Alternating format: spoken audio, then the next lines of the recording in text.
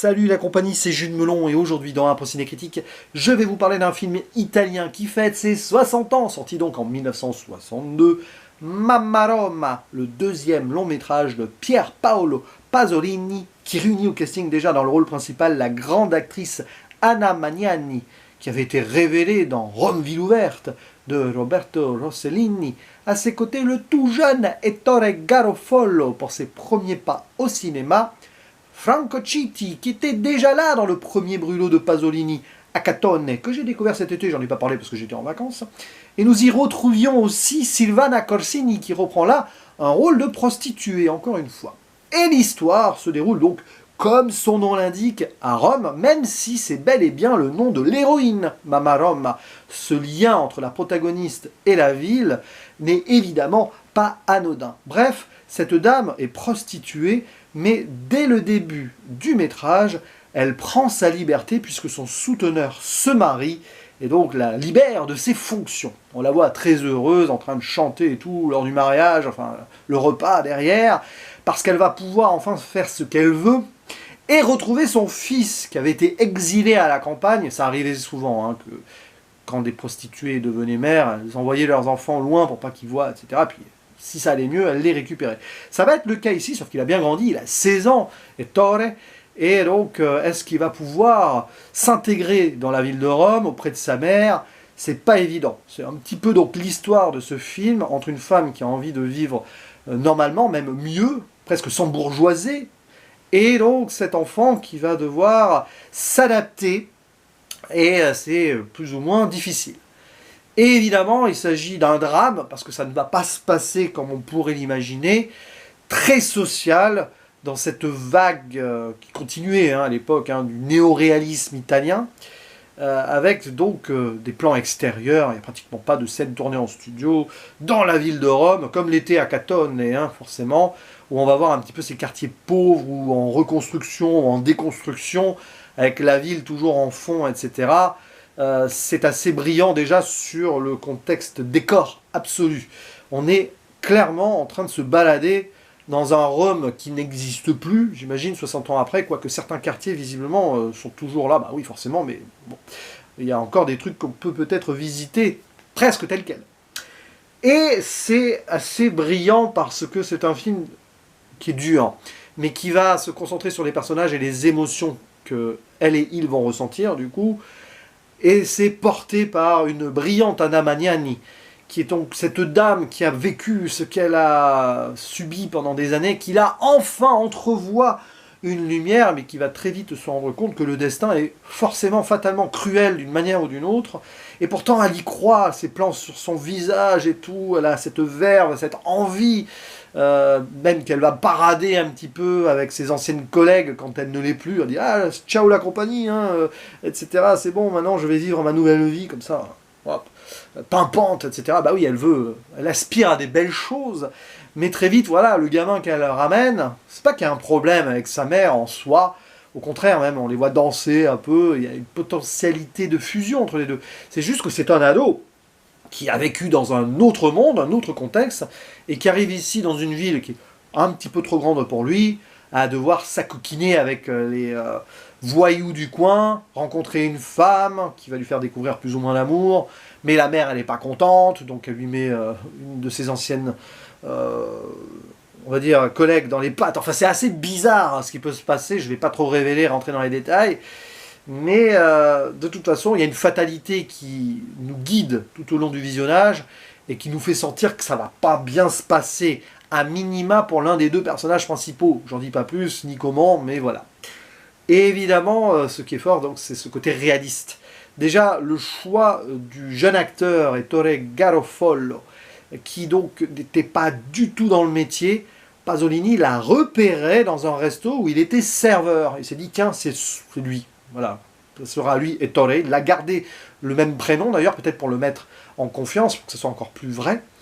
Et à un moment dans le film, il y a une scène où il joue son rôle dans la vraie vie, serveur, et on le voit très heureux, il est fier, il y a sa mère aussi qui l'est, mais forcément il était comme ça dans la vraie vie, donc là il est à fond. On voit d'ailleurs, il y a des moments où il est content de jouer et tout, puis malgré tout, malgré son inexpérience, sur les moments un peu dramatiques, il arrive à faire quelque chose. donc peut-être tiré de ses expériences personnelles, je ne sais pas.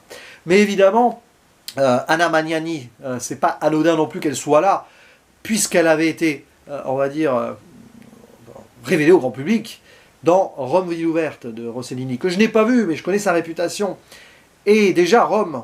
Et donc là, en fait, tu as l'impression que cette actrice, elle représente cette ville, ici, 14 ans après, les choses ont changé, et c'est assez fort de la prendre là. Il voulait vraiment qu'elle soit là, hein, Pasolini, pour voir un petit peu comment ça aurait pu, je crois, d'un espoir au désespoir, je crois que c'est un petit peu ça, si on veut, la connexion entre les deux films, même si, bon, comme j'ai pas vu Rome, ville ouverte, j'ai pas les détails, mais de ce que j'ai compris, il y a ça. Et il y a une vision un petit peu cynique aussi, je trouve. Enfin, cynique, c'est peut-être pas le mot, mais une vision de cette évolution italienne qui fait que le personnage ici de Mamma Roma, pleine d'espoir, etc., pleine d'envie, qui veut aller loin, bah, va se retrouver face à un mur.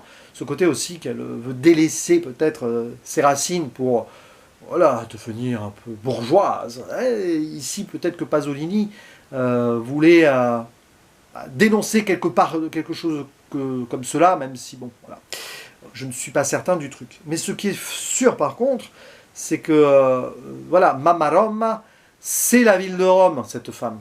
C'est une allégorie, si on veut. Avec, donc, il faut savoir que Rome, c'est la ville antique, hein, dans l'absolu, c'est ça, mais il y a eu la guerre, la Seconde Guerre mondiale, qui a fait du mal, qui a détruit les quartiers.